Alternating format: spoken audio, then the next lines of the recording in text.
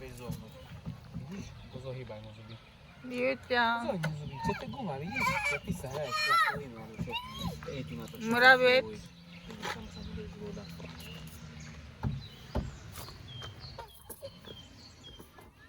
Poďte sem. Nie, tam, ako na farbe.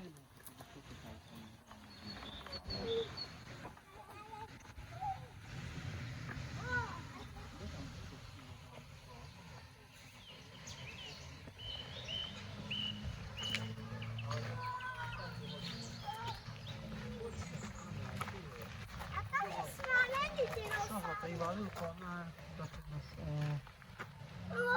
Aj, tak ho. Hlavu. Tu má hlavu. A taká jej má jaké meno? Neviem, poďme sa pozrieť, tu je tabuľka.